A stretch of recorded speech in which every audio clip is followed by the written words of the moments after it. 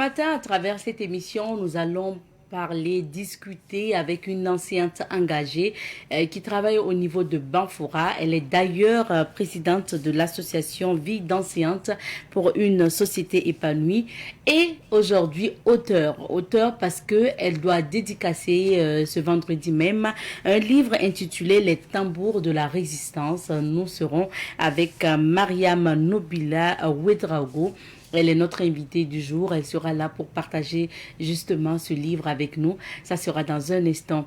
Ce matin également, nous serons avec les producteurs donc du Kuruwego pour notamment parler de la journée des producteurs du Kuruwego. Ça sera ici aussi dans un instant avec le comité d'organisation de ces journées à travers cette émission. Avant ça, vous aurez l'information à travers, bien sûr, la revue de presse présentée ce matin par M. Alphonse Ouedraogo que nous allons retrouver tout à l'heure. Mais comment débuter cette aventure sans vous dire bonjour? Bonjour, fidèles téléspectateurs, et bienvenue à ce nouveau numéro de l'émission Bonjour le Faso. Merci de votre fidélité à nos programmes et surtout à cette émission Bonjour le Faso. Nous allons démarrer tout de suite et maintenant l'aventure avec la première rubrique qui nous amène à la découverte du petit séminaire de Pabré. Petit séminaire de Pabré que nous découvrons cette semaine à travers la rubrique à la découverte 2. Nous y sommes installés pour vous faire découvrir ce petit séminaire qui célèbre et commémore son centenaire pour 2025.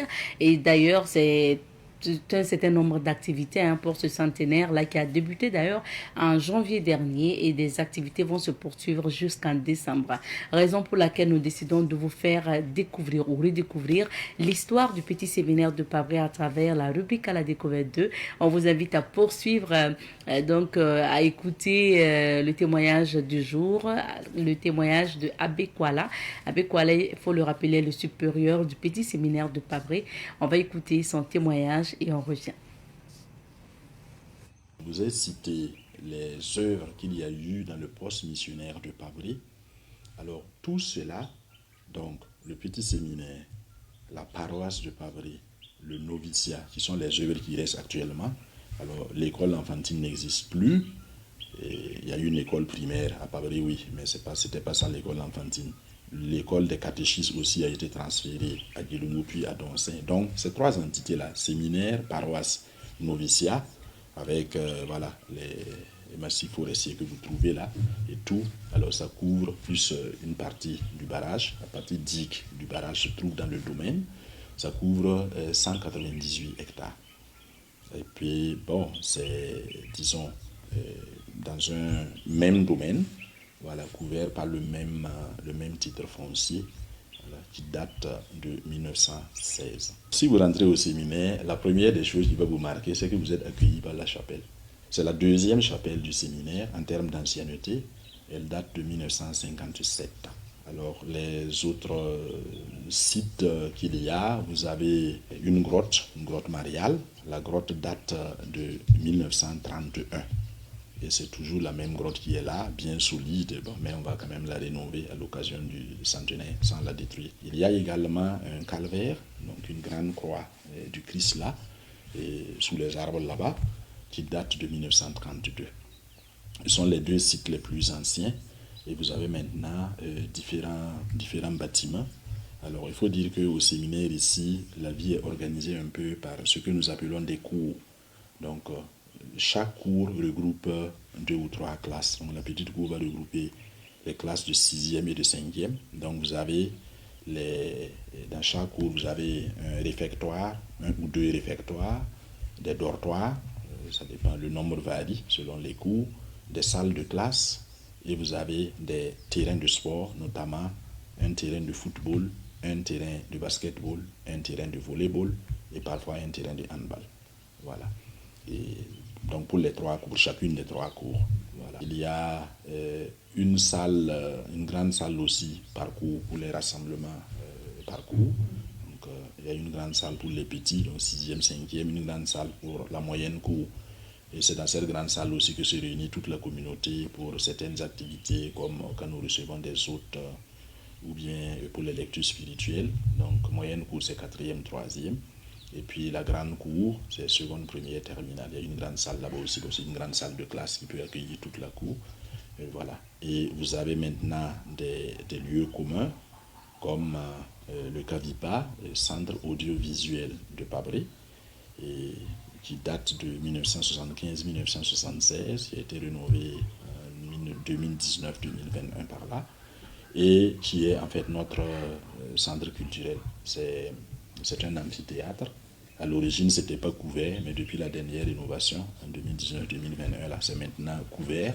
Et bien sûr, il aurait fallu que je commence par là. Il y a une cuisine pour les élèves, sinon ils vont partir. Et puis bon, il y a le grand bâtiment administratif où se trouve la direction, donc le bureau du supérieur, le bureau de l'économe, la comptabilité, la cuisine des professeurs, les chambres des professeurs. Mais tous les profs n'habitent pas à ce grand bâtiment. Ils sont répartis dans les différentes cours pour pouvoir être au plus près des élèves et puis bon, les aider aussi en matière de discipline. Il y a également le secrétariat et la bibliothèque des professeurs, et la salle de conseil des professeurs et un oratoire pour les professeurs. Voilà ce qui constitue le grand bâtiment. Donc pour venir au séminaire, on passe par les groupes de vocation des paroisses. Alors l'enfant s'inscrit d'abord au niveau CM2, vraiment au plus tard CM1. Voilà, dans le groupe de vocation de sa paroisse, on leur explique un peu, voilà, quand tu veux aller au séminaire, voilà, il faut être sage et tout. Donc, en fait, il y a un encadrement qui est là. Et après 2 ou 3 ans d'encadrement, selon que l'enfant s'est inscrit au CE2 ou au CM1, alors il fait au moins 2 ans dans le groupe. Et là, maintenant, il passe le concours d'entrée au petit séminaire de Pabré. Donc, ce n'est pas au CM2 qu'il faut s'inscrire. L'autre possibilité, si l'enfant n'est pas admis à ce niveau-là, il peut continuer à évoluer dans le groupe de vocation et passer un test après le BEPC. Il est admis au BEPC, il passe le test et il peut venir ici pour faire la seconde, première et terminale avant de continuer au grand séminaire ou de se retirer s'il trouve que voilà, ce n'est pas sa voie. Alors ça veut dire du même coup que pour venir au séminaire, il faut être baptisé, il faut être catholique baptisé. Voilà, contrairement aux autres écoles catholiques qui accueillent voilà, tout le monde. Ici, vu que l'objectif c'est d'abord de former des prêtres, bon, il va sans dire que bon, il faut qu'ils soient voilà, des catholiques, ce qui veut dire qu'ils sont baptisés, même si, comme je l'ai souligné à plusieurs reprises, bon, le cheminement peut amener chacun sur différents chemins. Oui, alors le centenaire, en fait, se vit, je n'ose pas dire par morceaux, mais bon, un peu par étapes. Voilà, je vous ai parlé du lancement qui a eu lieu le 25 janvier 2025 passé. Et voilà, donc c'est dans ce sens-là aussi que vous avez dû avoir à accueillir des membres du comité de pilotage. Et après ça, les activités s'étalent voilà, selon un chronogramme donné. Parce que, bon, avant, le séminaire recevait des aides extérieures avec les pères blancs et tout. Donc, c'est à peine si les gens payaient scolarité. Bon, aujourd'hui, vous comprenez qu'on ne peut pas continuer dans cette lancée. Parce que notre nouvelle vision et notre dignité de Burkinabé même nous interdit de devoir compter sur l'extérieur pour vivre. Ce n'est pas parce que les circonstances s'imposent à nous. C'est parce que nous-mêmes, nous devrions en arriver à cette compréhension. Donc, il faut développer des initiatives, des activités qui puissent rapporter quelque chose au séminaire et lui permettre justement d'assurer sa mission comme il se doit. Donc, il y a eu ce forum-là qui est passé.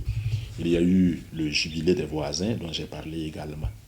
Et dans les vacances, nous avons des activités. Les séminaristes étaient là pour préparer l'enregistrement d'un album. On va produire voilà, de la musique. Voilà. Made in Pabré. Comme on sait le faire, on a voilà, déjà des acquis en la matière. Donc, à l'occasion, il y aura un renouvellement du répertoire et puis, bon, de grandes activités de réflexion de l'ensemble du séminaire. Alors, ça ne peut pas s'étaler sur 2 mois. Quand on parlait justement du budget d'1 milliard et quelques, c'est en fait pour l'ensemble des réflexions. Il faut refaire tous les bâtiments. Vous avez vu les sites là. Beaucoup de bâtiments datent des années 60, la chapelle de 57, ce bâtiment administratif date de 79-80, le Cavipa de 75-76. Alors vous voyez, c'est des bâtiments qui ont 40 ans, 50 ans d'âge et tout, et puis il faut les moderniser aussi. Voilà. Sinon, bon, ça va devenir vestige historique. et on n'habite pas les vestiges historiques, on les laisse. Et aujourd'hui, nous sommes avec Alphonse Ouedraogo pour la revue de presse. Bonjour et bienvenue. Bonjour Madame Nikema, bonjour à toutes et à tous. Merci. C'est sûr que l'actualité est marquée, bien sûr, par ces noms, Brafor, Brafaso, pour parler de la réouverture de SN Brafaso dorénavant. Et bien sûr, la présentation de ces nouvelles bières, donc Brafor et Bravasso, que certains attendent impatiemment. Mais bon, bref, on découvre les titres de l'actualité. Merci. Allons découvrir ces titres alors. Je commence avec le journal Aujourd'hui au Faso. À sa une ce matin, le journal écrit Industrialisation au Burkina. Le président du Faso inaugure l'usine SN Brafaso. Brafaso toujours. Le journal écrit dans une analyse SN Brafaso, ruiné de sa rouille, victoire politique sans conteste, la révolution politique progressiste et populaire, c'est-à-dire à la page 8 du journal. News du jour. Première dialyse péritonéale aux chercheurs de Tenkodogo. Le Comité national d'organisation du pèlerinage à la Mecque 2026-2027 connu. Ousmane Diko, ex-cadre du GSIM, appelle à déposer les armes. 14e FIE2, axé sur la promotion endogène par le genre. Fin du 7e sommet UA, Union européenne, Union africaine en Angola. L'Afrique réclame son dû, nous annonce le journal Aujourd'hui au Faso. Le journal Le Quotidien, à sa une également, nous parle de la réouverture de la SN Brafaso et dit l'industrialisation de Burkina Faso, nous la voulons et nous allons la faire. C'est une déclaration du chef de l'État. Lutte contre le trafic des produits pharmaceutiques prohibés. Plus de 2000 cartons saisis par la douane. Objectif assigné au ministère des Infrastructures et du Désenclavement, un taux d'exécution physique global de 74,33% est réalisé au 30 septembre 2025. Sénissana, ingénieur de conception en informatique, déclare: il ne faut pas prendre les réponses de l'IA, l'intelligence artificielle, pour des vérités absolues. C'est donc un avertissement. Le journal La Bobolin, l'expert du Faso, à sa une ce matin, écrit relance des unités industrielles. Le capitaine Ibrahim Traoré inaugure la SN Brafaso. Dans sa rubrique Autant le dire, le journal écrit tout est urgent, mais tout ne peut être prioritaire en même temps.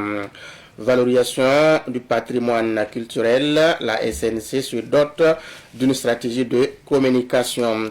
Problème d'eau à Bobo du Lasso, le calvaire des habitants du secteur 18 est à lire à la page 5.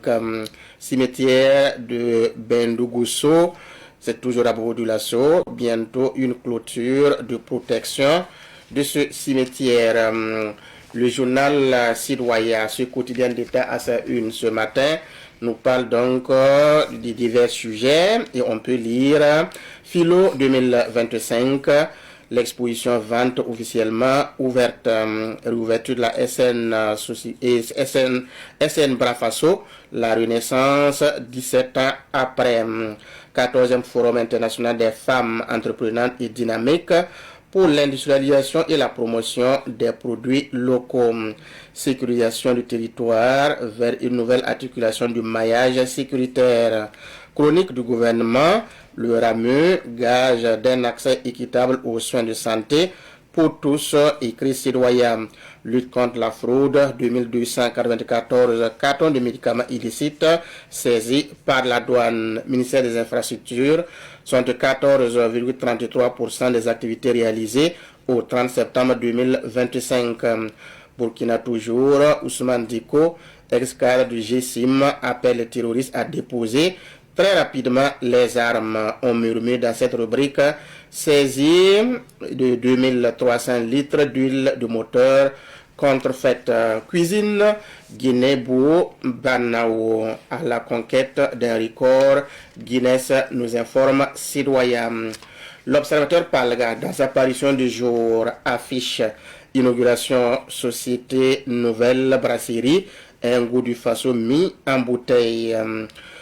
Étoile filante de Ouagadougou, les stylistes à la recherche du bon filon, nous annonce l'Observateur Palga. Violence faite aux femmes, l'urgence que personne ne veut voir, être lié dans la rubrique Regard sur l'actualité. Poussière, froid et maladie des enfants. Quelques règles pour limiter les risques d'infection sont à découvrir dans le carnet de santé et c'est à la page 6 du journal L'Observateur Palga. 18e édition philo, le livre au centre de la construction identitaire. Coupe du monde U17. En éliminant l'Allemagne, nous sommes devenus des rois, mais sans couronne. Foi de Raymond Dagba, vice-président chargé de la commission du football des jeunes. Terminons avec le journal Le Pays. Dans sa livraison de ce matin, nous parle donc de l'inauguration de la SN Brafaso. Et écrit, l'industrialisation du Burkina Faso, nous la voulons et nous allons la faire. C'est donc une déclaration du chef de l'État, le président du Faso, capitaine Ibrahim Traoré. Lutte contre la fraude, une importante quantité d'huile moteur contrefaite saisie. Comité national d'organisation du Hajj, les membres connus. Trafic illégal de médicaments, 2294 cartons arrachés à des réseaux clandestins. Toujours avec ce journal, dans sa rubrique Révélation, le journal nous annonce au niveau de la littérature, Monsieur le maire, un livre signé de Simon Compaoré sera donc dédicacé demain, 27 novembre. Concours d'agrégation du CAMES, belle moisson pour l'université Thomas Sankara. Merci beaucoup pour ces titres. Et comme je le disais, l'actualité est marquée depuis hier par l'ouverture de SN Brafaso. Pour ne pas parler de renaissance, en tout cas surtout de l'usine SN Brafaso. Oui, tous les termes siés. C'est vraiment une fierté nationale. Personne ou plus d'un croyait que cette usine n'allait plus, en tout cas, revenir à la normale. Mais on peut dire que depuis hier, les choses sont claires. Le chef de l'État, le capitaine Ibrahim Traoré, y était pour l'inauguration. Mais ce qu'il faut retenir d'emblée est que l'État burkinabé a mis 17 milliards pour la réouverture donc, de cette usine. Parce que tout était délabré, des machines, il fallait changer, la maison même, il fallait rénover. Il y a beaucoup de choses qui ont donc été faites, en tout cas sur place. Le chef de l'État, dans son discours, a expliqué que l'engagement ou promesse avait été faite en 2024 de tout faire pour ouvrir cette usine. Donc, l'argent a été injecté, les instructions ont été données, les travaux ont commencé. Mais il regrette que pendant les travaux, il y a eu des Burkinabés ou des gens qui ont travaillé, qui faisaient en sorte que les équipements, qui voulaient saboter. Donc ça, c'est la preuve que l'impérialisme et ses valets locaux travaillaient à ce que cette usine ne puisse pas renaître de ses cendres. Et ça, c'est la preuve marquante des raisons qui ont valu donc à la fermeture de cette usine. Et pour ce cas, après l'inauguration, là où il faut s'en féliciter, c'est le nombre d'emplois qui se dégagent. On parle de 200 emplois permanents et 100 emplois non permanents avec 20 000 emplois indirects. Donc c'est énorme, ça participe donc à lutter contre le chômage. C'est pour cela que c'est une fierté. Mais ce qu'il faut aussi retenir, c'est que cela va beaucoup contribuer et non seulement à équilibrer la concurrence, quand on sait qu'il y a déjà des sociétés qui fabriquent qui produisent ce que la SN Brafaso va produire. Et ça, c'est tout à fait normal. Maintenant, si on est d'accord qu'il faut produire ce que nous consommons et consommons ce que nous produisons, cette politique va en droite ligne avec ce que Brafaso va donc nous proposer et a même commencé à nous ravitailler. On aura la bière fraîche, C'est ça qu'on appelle Brafort. Brafort et Brafasso, non? Voilà, on aura aussi la sucrerie. Oui. Donc tout le monde trouvera son compte dans la production de Brafasso avec l'engagement et avec la volonté affichée du gouvernement. Je pense que Brafasso ne va plus tanguer. Ne va plus tanguer. Et puis il y aura l'eau minérale, comme le ministre l'a dit. Oui. Donc pour le moment, ils ont privilégié, pour ne pas dire, ils ont disponibilisé, pour ne pas dire privilégié. Donc la bière pour ceux qui boivent. Nous autres, on va devoir attendre la sucrerie plus tard et l'eau minérale plus tard. Bon, voilà. Donc tout cela, chacun va trouver son compte. C'est le marketing aussi. Parce que c'est difficile pour une unité industrielle, une usine comme Brafasso, de s'en tenir, de se cantonner à produire des sucreries et pouvoir s'en sortir. On se connaît tous dans le pays. Tout le monde... Il y a plus de buveurs de bière que de sucreries. Je ne dis pas, je ne dis rien, mais je pense que c'est difficile. Et il faut rappeler, il faut interroger l'histoire. En son temps, Sogli, l'initiateur, avait même commencé à fabriquer, produire de la bière. Mais les autorités en son temps n'ont pas accepté. Donc, il a été interdit, donc il n'a pas pu produire la bière, ce qui fait que c'était difficile à tenir. Alors, il y a d'autres raisons, d'autres facteurs qui ont donc concouru à la fermeture de son usine. Ensuite, liquidation. Oui. Est-ce qu'on peut revenir justement sur les causes qui ont créé toutes ces difficultés-là à l'ancienne Brafasso? Oui, parce que on parle que il se dit que des distributeurs de Sodibo en son temps avait été donc interdit d'intégrer les boissons, de vendre les boissons venant donc de la Brafasso.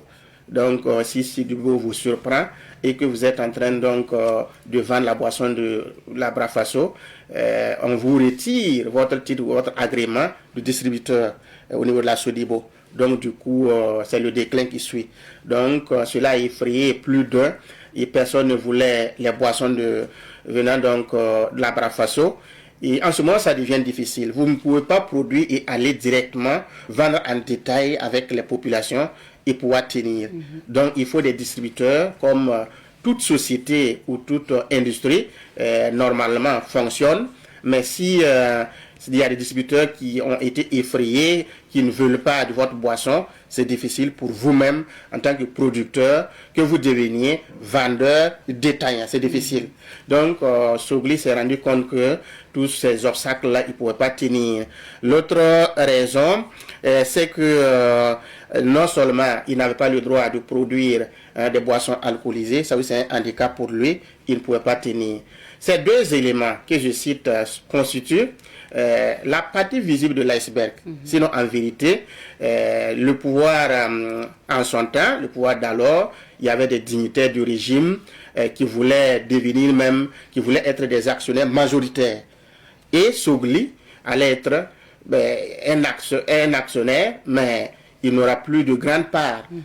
Tu crées ta société, tu fais ton usine, et des gens s'asseyent, ils viennent te dire, pour que tu puisses fonctionner normalement, il faut que nous devenions des actionnaires majoritaires.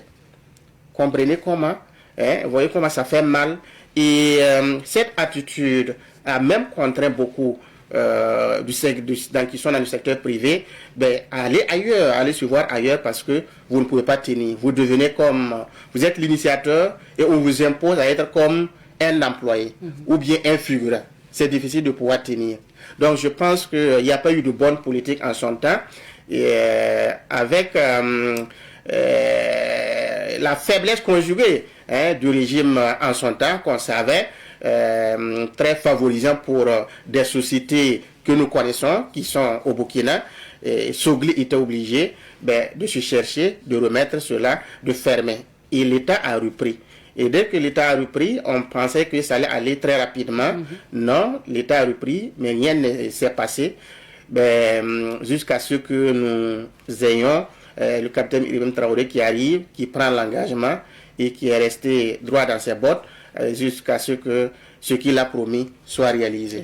C'est pour cela que je dis que c'est une fierté nationale. En une année, une année, 8 mois d'après le ministre Poda. Oui.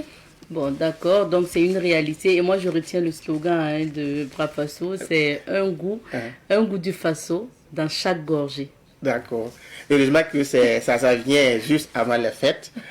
Nous allons nous graver suffisamment. Et je dirais que comme c'est la bière vivement que ça soit disponible à temps pour que nous puissions nous ravitailler. Merci beaucoup. Maintenant, on boit notre bière. C'est ça, je dis là, la bière du peuple. Voilà, quand vous arrivez dans le maquis, merci à toi, Alphonse, pour ces analyses. Maintenant, on va tourner dans quelques villes d'affaires pour découvrir les couleurs du temps. C'est l'heure de la météo. Mes conseils ne changent pas. Prenez soin des enfants en ces temps-ci. Il y a tellement de poussière. N'oubliez pas d'appliquer le beurre de karité. N'oubliez pas de les protéger avec pull levé, gants, masques et puis voilà, chaussettes. N'oubliez pas aussi de justement mieux les protéger quand vous les amenez à l'école. C'est important. On va regarder les couleurs du temps et on revient. Et de retour sur ce plateau, cette fois-ci, nous allons parler de la 19e édition des Journées du producteur du Kuruego avec notre invité qui est bien installé sur ce plateau. Nous sommes avec Monsieur Sontonoma Eli Sawadgo. Il est membre du comité d'organisation des Journées du producteur du Kuruego. Il nous vient tout droit de Boussé pour notamment nous parler de cette activité à venir. Bonjour Monsieur Sawadgo. Bonjour Madame. Bienvenue. Merci. Merci d'être sur ce plateau. Mais il faut dire que c'est une activité organisée par l'association Tinte Yalagré. C'est ça. Donc, un mot déjà sur l'association. Vous existez depuis quand et quel est l'objectif d'une telle association? Alors, tout d'abord, nous allons vous remercier de nous avoir accordé ce plateau-là afin de parler de l'association Tinte Yalagré et de la 19e journée des producteurs du Kuruego. Oui. D'abord, il faut dire que l'association Tinte Yalagré est une organisation qui est créée depuis 1989. Et depuis 1989, elle a été reconnue en 1994, le 5 décembre 1994. Et c'est une organisation de paysans qui a pour objectif de créer des conditions d'un mieux-être des populations de la région du plateau central notamment et du pays, du Burkina Faso de façon générale. Donc cette association est forte de plus de 3000 membres qui sont repartis dans plusieurs régions du Burkina Faso. Okay. Et comment les producteurs du Kuruego sont organisés? Est-ce que ce sont des rencontres pour se partager des idées? Comment vous êtes organisés? Alors, pour la plupart de nos membres, ce sont des coopératives qui sont reconnues, qui accompagnent l'association dans la mise en œuvre de ses activités au niveau du terrain. Et il y a aussi des membres individuels, pour la plupart aussi, que nous accompagnons. Donc ces membres sont organisés dans les différents villages de la zone d'intervention de l'association. Comment la saison a été cette année pour les producteurs de Kuruego spécifiquement? Oui. Alors pour cette campagne agricole, il faut dire que la saison a été bonne pour la plupart des communes et d'autres régions qui sont pas trop loin de la province du Kuruego. Donc sur le plan, en termes de rendement, pour le moment, nous n'avons pas de chiffres. Nous attendons la fin de l'année pour pouvoir essayer de capitaliser notre apport en termes de contribution pour l'augmentation de cette production. Et comme justement la vision des autorités actuellement à travers toute la politique agricole, que ce soit en matière donc de distribution d'intrants, de matériel agricole et tout, accompagnement aussi sur le terrain, est-ce que les producteurs du Kuruego pensent pouvoir participer cette année à l'autosuffisance alimentaire? Parce qu'aujourd'hui, on parle maintenant de tendre vers l'autosuffisance alimentaire pour l'atteindre au Burkina Faso. Est-ce que vous pensez qu'au vu déjà de ce que les gens ont récolté, vous allez y participer fortement? Même si vous n'avez pas le nombre de tonnes c'est ça. D'abord. C'est ça. D'accord. Donc, il faut dire que pour cette année, il n'y a que l'association accompagne des producteurs. Il y a également le gouvernement qui aujourd'hui est dans une politique de pouvoir donner, comment dirais-je, du matériel agricole aux producteurs afin qu'ils puissent augmenter leur productivité. Donc, pour le cas précis de la province de Kourouogo, voilà, les rendements sont bons. Il faut dire que ces producteurs, pour cette année, pourront accompagner le gouvernement, voilà, dans sa politique de sécurité alimentaire. Voilà, donc avec tout ce qu'ils ont eu comme céréales, comme légumineuses, je pense que on parlera d'ici là, Inch'Allah, d'autosuffisance alimentaire dans le Kourouogo. Okay. Actuellement, vous êtes à quelle période? Récolte terminée carrément ou toujours en train de récolter quelques? Les producteurs sont toujours en phase de récolte, pour la plupart. Oui, certes, beaucoup ont déjà récolté, mais il reste quelque chose au champ. D'accord. Et généralement, c'est à cette période que vous organisez notamment les journées du producteur du Kourouogo. C'est quoi l'importance d'une telle journée? Parce que c'est quand même la 19e édition de la journée des producteurs ou des journées du producteur du Kourouogo. Alors, Monsieur Sawadro, c'est quoi l'importance d'une telle journée? Alors, les journées des producteurs, c'est un cadre d'expression, voilà, de ces producteurs-là, afin qu'ils puissent valoriser leur savoir-faire, voilà, et également promouvoir des pratiques agricoles. Et pourquoi pas développer des connaissances endogènes dans la promotion de leur activité. Donc, c'est un tremplin qu'on a créé dans le Kourouogo afin que ces producteurs-là puissent s'exprimer. Et donc, on parlera des activités tout à l'heure. Ça veut dire que les journées du producteur du Kourouogo, il faut voir aussi l'aspect compétition. C'est ça. Parce que vous valorisez aussi, vous mettez en avant cet aspect-là. Est-ce que vous pouvez nous expliquer comment ça se passe généralement, la compétition entre producteurs? C'est sûr que ça porte sur quoi concrètement? Ok. Alors, pour le concours, il y a d'abord une inscription, voilà, qui doit se faire. Donc, nous avons ouvert les inscriptions depuis le 13 octobre 2025. Voilà, donc nous avons clôturé le 13 novembre. Voilà, et pour candidater, il faut être un producteur de la zone d'intervention de l'association, notamment la région d'Aubry et la région de Nando. Et il y a plusieurs secteurs. Il y a d'abord le secteur de l'environnement qui prend en compte plusieurs activités comme la transformation des produits forestiers non ligneux, voilà, la confection des foyers améliorés et tout. Il y a le secteur de l'élevage également, où il y a l'embouche ovine et caprine, il y a l'embouche bovine, il y a l'aviculture traditionnelle également, il y a l'embouche porcine, voilà, il y a les questions de pisciculture également et de cuniculture. Il y a le secteur de l'agriculture où on fait la promotion dans le cadre de la production des légumineuses comme le niébé.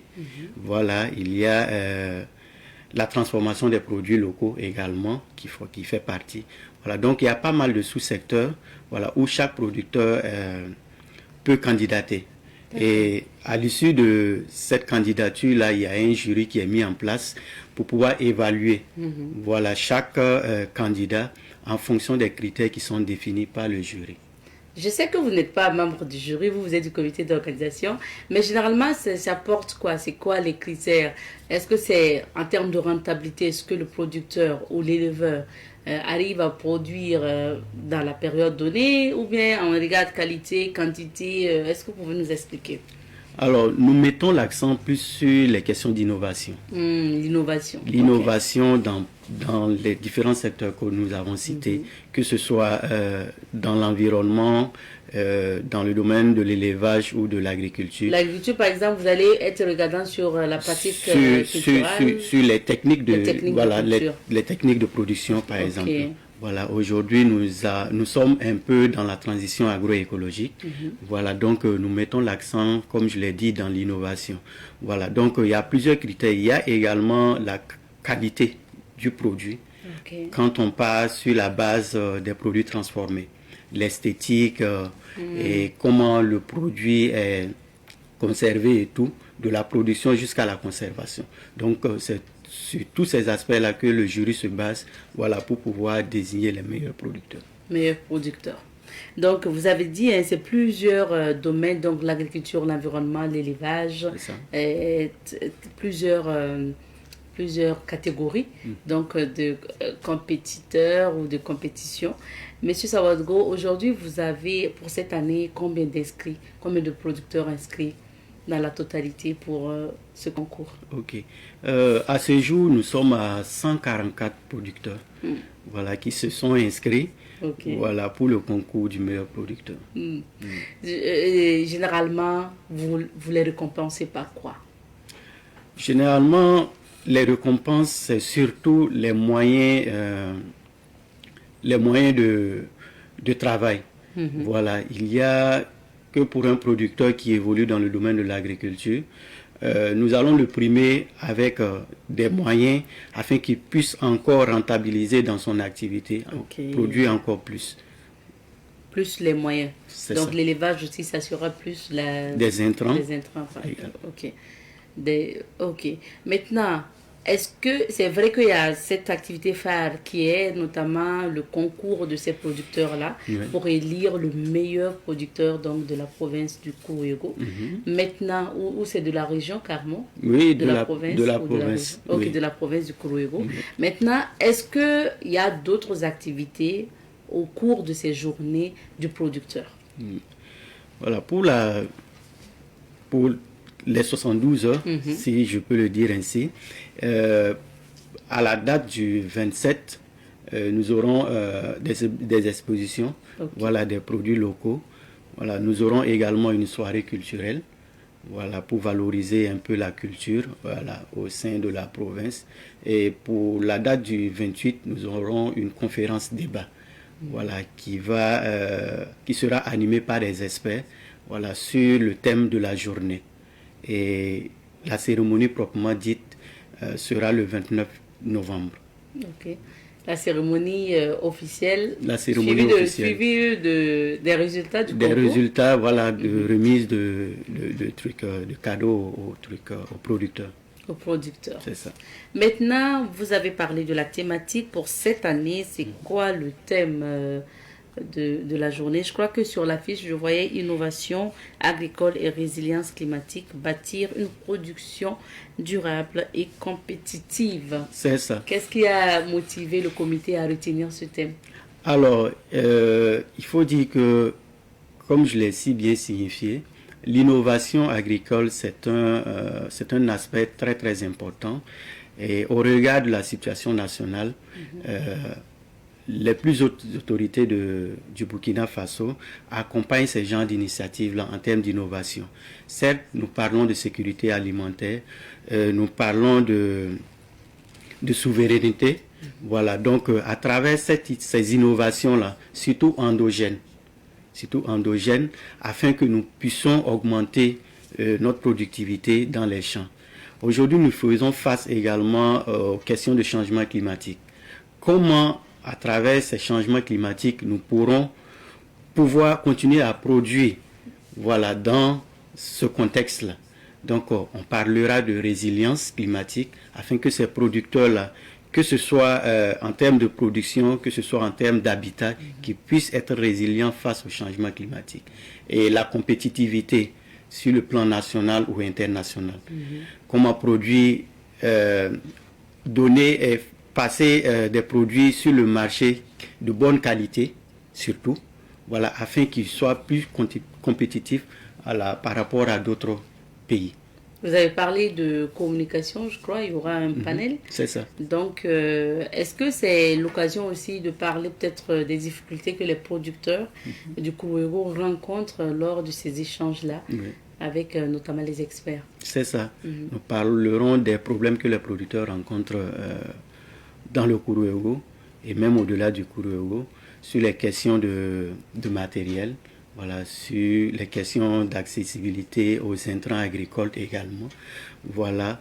Nous allons partager également des expériences, voilà, avec des producteurs qui sont déjà dans un élan, voilà, d'innovation. Voilà, donc c'est sur ces aspects-là que les échanges vont se porter pendant la conférence. Rappelez-nous les journées du producteur du Kourouégo va se tenir de quand à quand et sur quel site également de la province. Ok. Alors, les journées vont se tenir du 27 novembre au 29 novembre 2025. Le 27, c'est demain, non? C'est demain. Oui, c'est demain. C'est déjà arrivé. Demain jeudi. Voilà. Okay. Donc, jusqu'au combien vous avez dit? Jusqu'au 29 novembre. 29 novembre. Oui. Alors, donc, pour ces 3 jours, nous aurons plusieurs activités, comme on l'a si bien dit. Voilà, donc ça va se tenir à Boussé, voilà, chef-lieu de la province du Kourouégo, voilà, dans la région d'Oubri. Et c'est sur quel site de Boussé? Alors, ça va être à la place de la préfecture. Ok. Voilà, donc pour ceux qui connaissent Boussé, connaissent la place de la préfecture.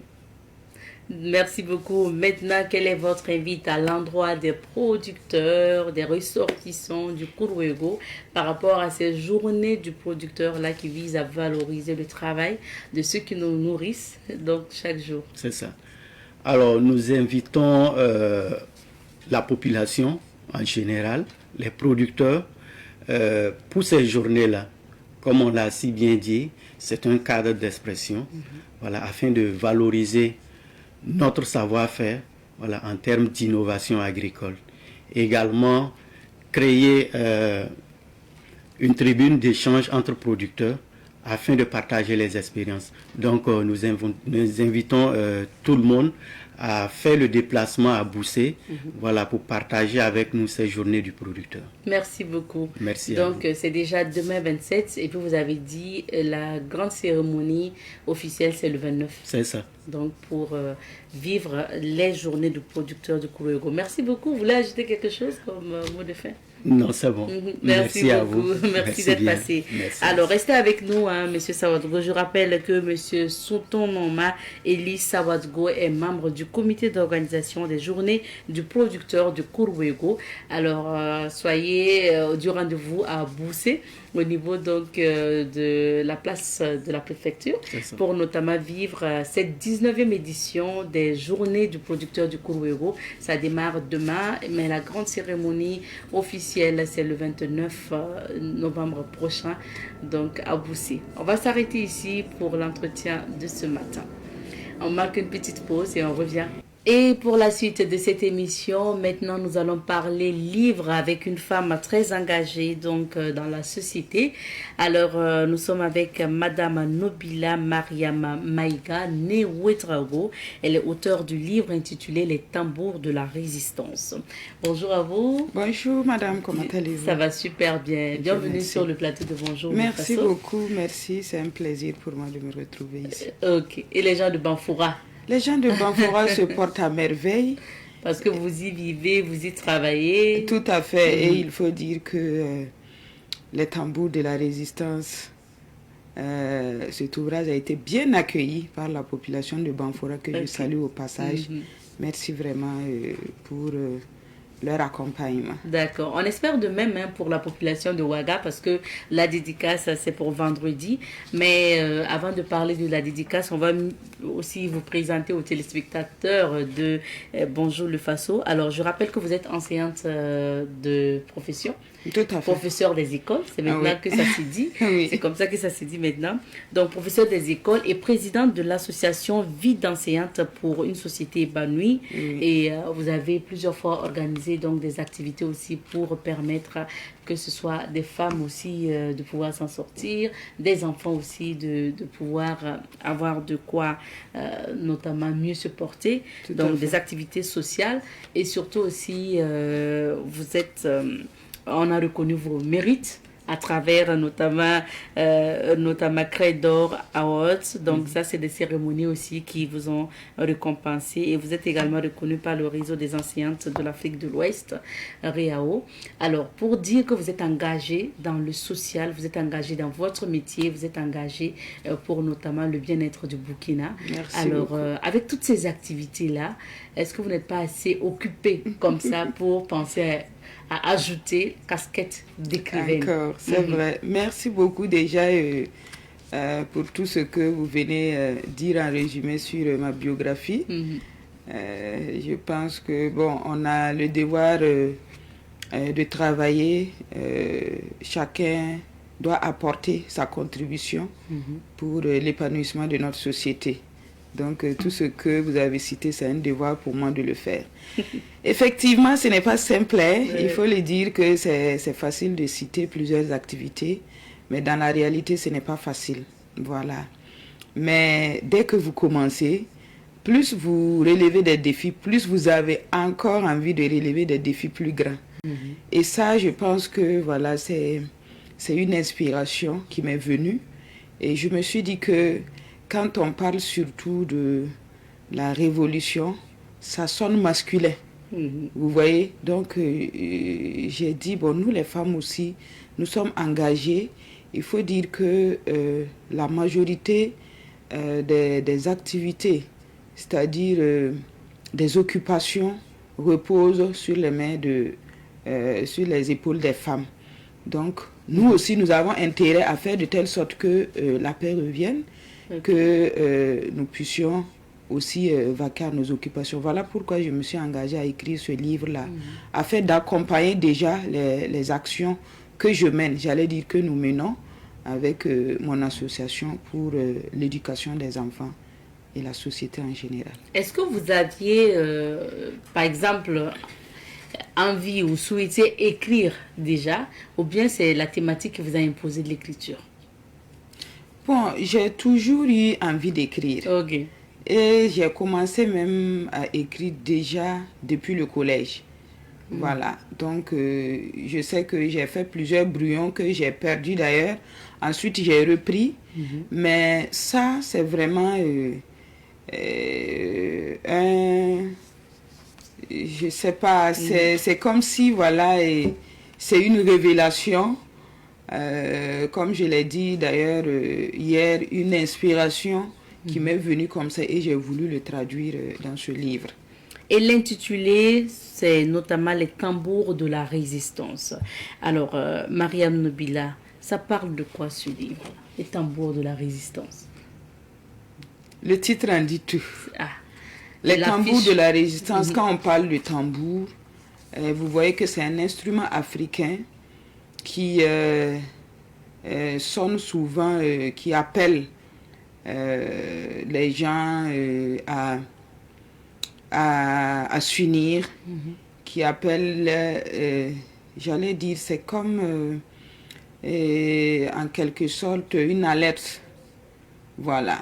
Si vous voyez en temps de guerre, vous allez voir qu'on sonne les tambours souvent pour alerter les populations de se mobiliser, ou bien souvent même sur les champs de combat, les champs de guerre, vous allez voir qu'on résonne les tambours pour donner la force aux guerriers. Donc, moi j'ai dit les tambours de la résistance là, vous voyez que depuis un certain moment, le Burkina a entamé une nouvelle marche, voilà, vers sa souveraineté.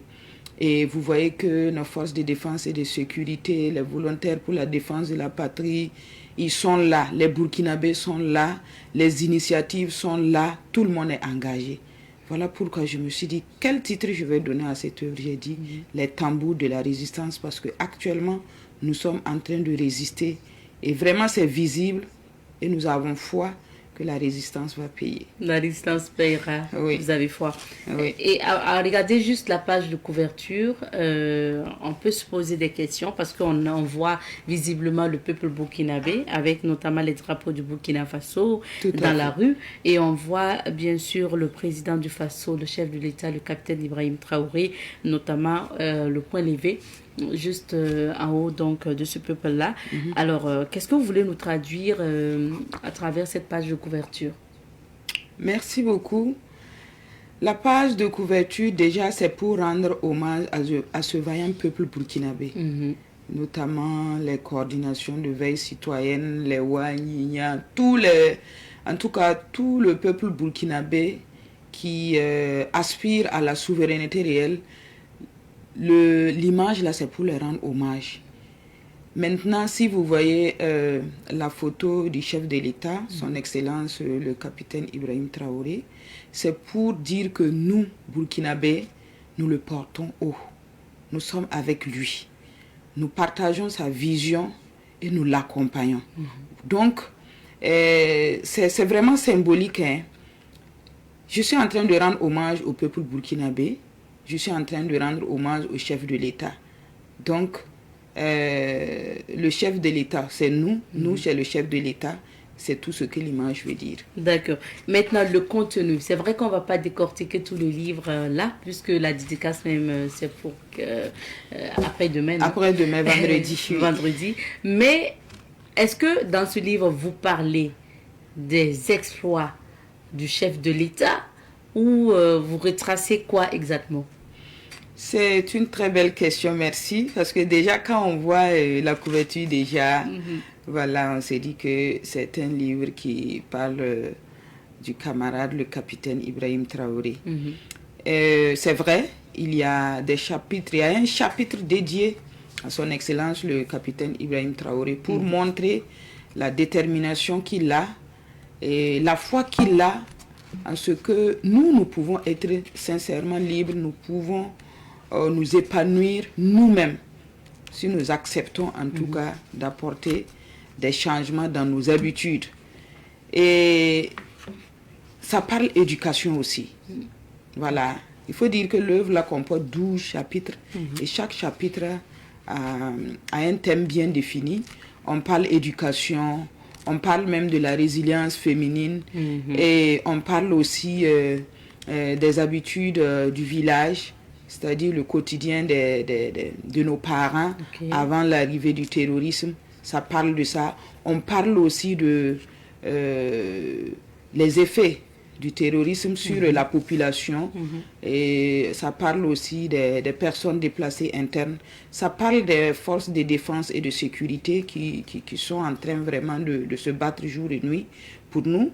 Ça parle également des opérateurs économiques, de la diaspora. Vraiment, c'est un livre qui est riche. Chacun, personne ne peut lire ce livre-là sans trouver son compte. Donc, je parle en général du peuple burkinabé. Voilà. Et la voie à suivre, celui-là même qui nous a donné le courage d'espérer, qui nous motive de nous engager, c'est bien sûr le chef de l'État, le capitaine Ibrahim Traoré. Donc, il ne s'agit pas d'un livre où vous faites les éloges du président actuel? Non. C'est un livre qui parle de sa détermination et de l'engagement du peuple burkinabé. Voilà. Et d'ailleurs, il y a un passage où j'ai dit avec son Excellence, le capitaine Ibrahim Traoré, j'ai dit, les gens doivent savoir que nous ne sommes pas en train de célébrer un homme. Nous sommes en train de célébrer une vision, un digne fils du pays, qui nous a permis de savoir qu'en tant que Burkinabé, là, nous n'avons pas à vier l'extérieur. Vous voyez? Et dans un chapitre aussi, je dis que son Excellence, le capitaine Ibrahim Traoré, porte 2 destins. Voilà. Il est en train de nous amener à vivre 2 époques, c'est-à-dire l'époque du capitaine Thomas Sankara et actuellement aussi avec le chef de l'État. Donc, vous voyez, c'est un livre vraiment qui est vraiment homogène, hein, ça parle de tout. D'accord, plusieurs choses. Oui. Et qu'est-ce que Mariam Nobila Ouedraogo attend des lecteurs burkinabés par rapport à ce livre qui sera dédicacé dans 2 jours? Merci beaucoup. Déjà, je suis reconnaissante envers tous ceux qui ont déjà ce livre et qui m'ont fait des retours qui sont vraiment édifiés. Parce qu'il y a beaucoup aussi qui pensent que peut-être on a juste fait que parler du chef de l'État, mais ils ont découvert que vraiment c'est un tout. Voilà, c'est un tout qui est dans ce livre. Merci à ces personnes-là. Il y a déjà plus de 200 livres qui sont à travers le pays. Je les remercie. Maintenant, c'est demander humblement à toute personne qui peut m'accompagner à produire une quantité suffisante pour tous les enfants, pour tous les élèves, pour tous les étudiants, pour tous les Burkinabés, que ce livre-là que chacun puisse avoir ce livre-là dans sa bibliothèque. Voilà, ce que je veux vraiment qu'on puisse intégrer même ce livre-là dans nos établissements pour qu'on puisse le découvrir. Si on peut déjà conseiller des livres de certains auteurs.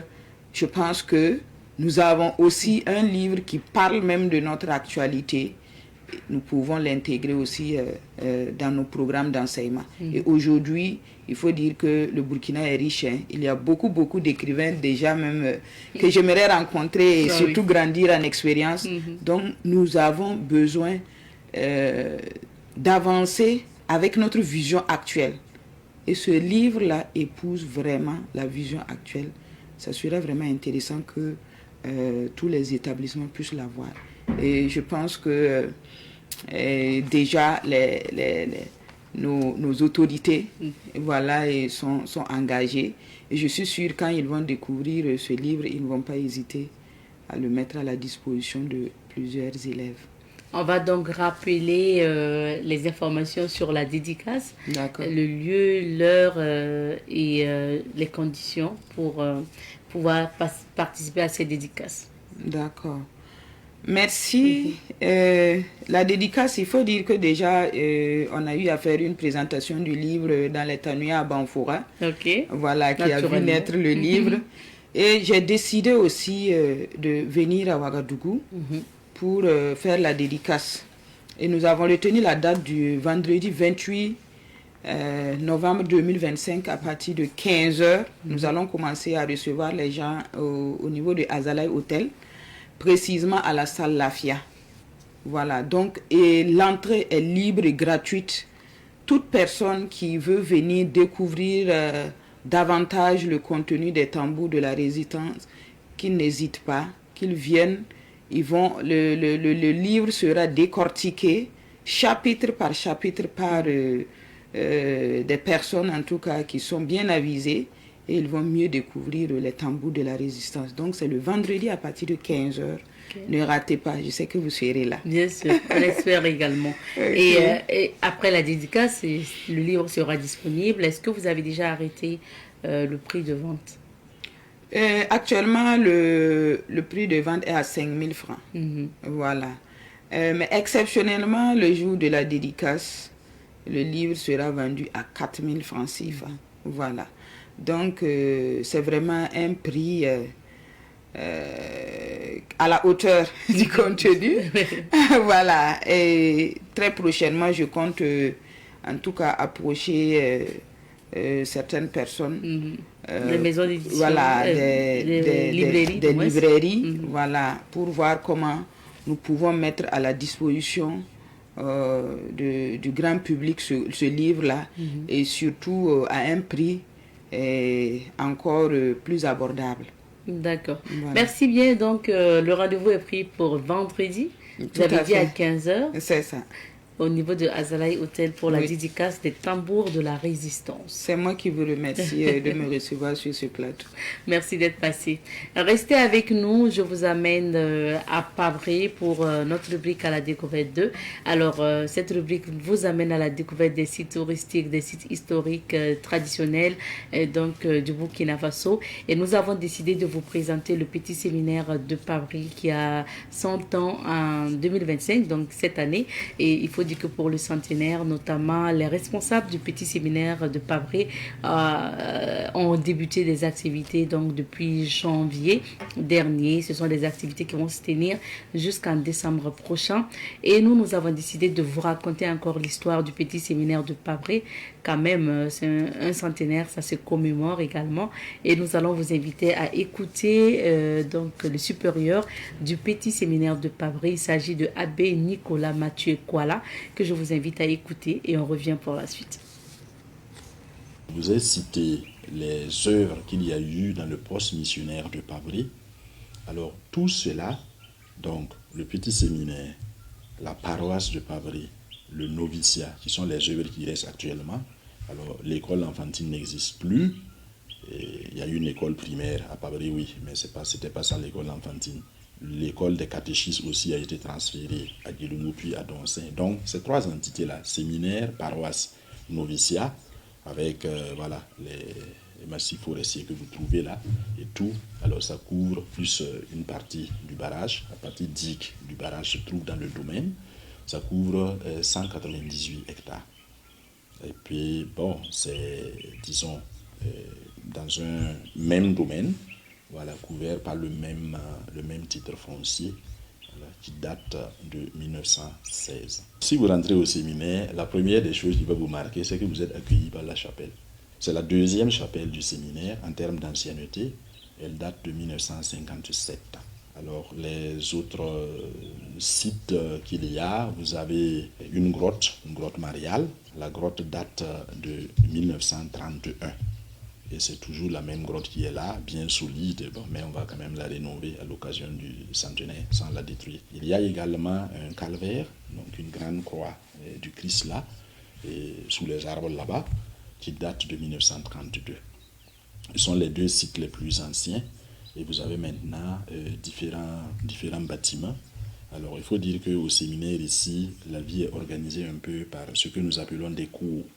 Donc, chaque cours regroupe 2 ou 3 classes. Donc, la petite cour va regrouper les classes de 6e et de 5e. Donc, vous avez dans chaque cours, vous avez un réfectoire, 1 ou 2 réfectoires, des dortoirs, ça dépend, le nombre varie selon les cours, des salles de classe, et vous avez des terrains de sport, notamment un terrain de football, un terrain de basketball, un terrain de volleyball et parfois un terrain de handball.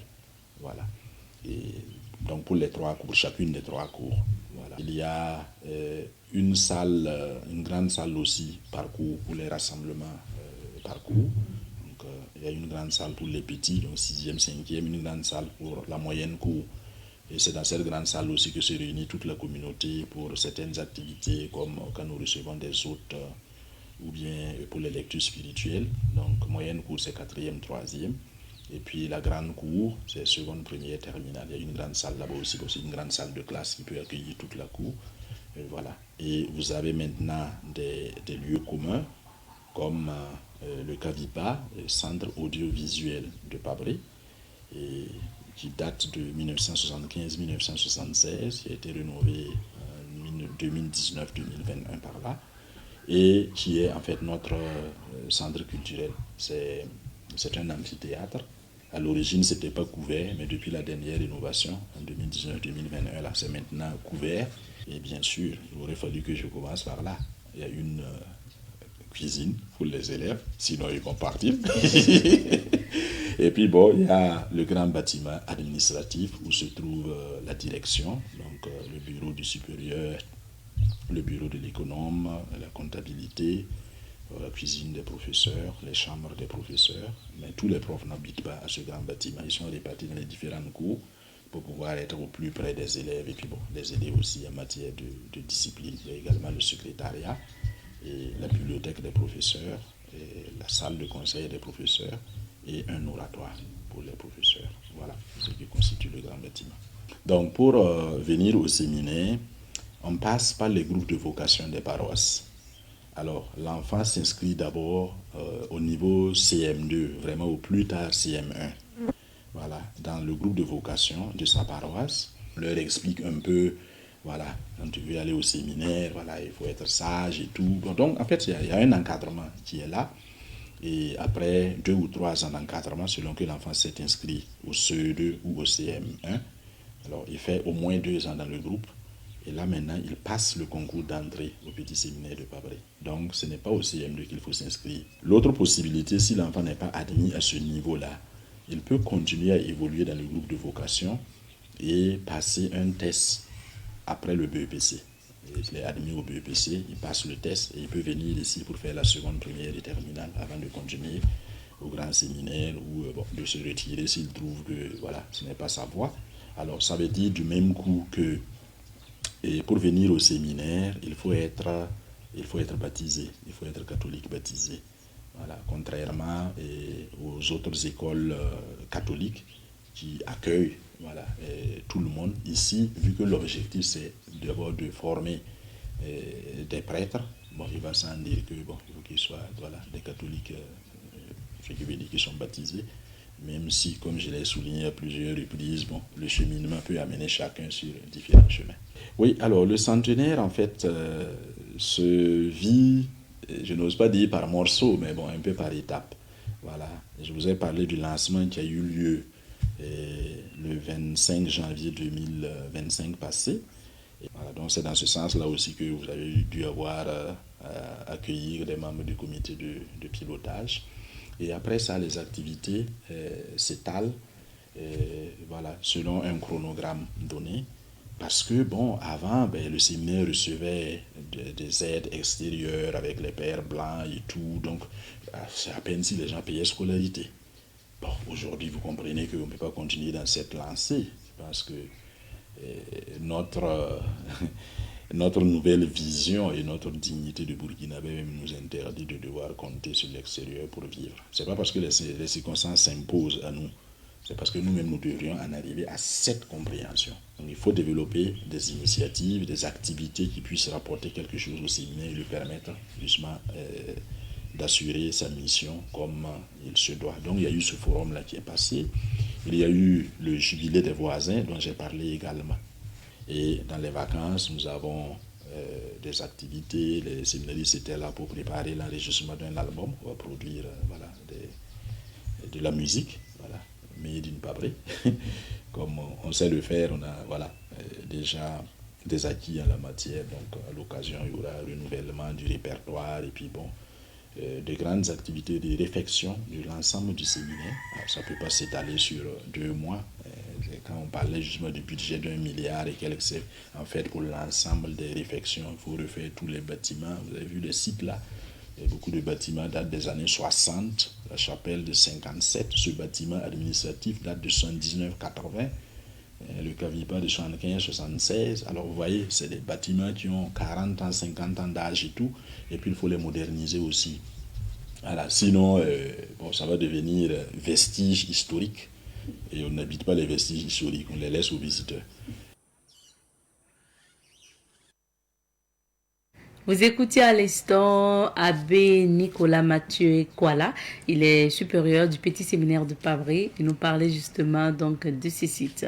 Merci à Ahmed Joël Compaoré qui était avec nous pour réaliser ce témoignage et réaliser justement l'interview. On va s'arrêter ici pour l'émission de ce matin. Fidèles téléspectateurs de Bonjour le Faso, merci à vous qui nous avez suivis. Merci de votre fidélité à Savane TV. Le rendez-vous est pris pour demain. En ce qui nous concerne, demain à partir de 7h30 sur les antennes de Savane TV. On sera là encore pour un autre numéro de Bonjour le Faso, s'il plaît à Dieu. En attendant, prenez soin de vous et surtout, restez fidèles au programme de Savane TV. Allez, à demain.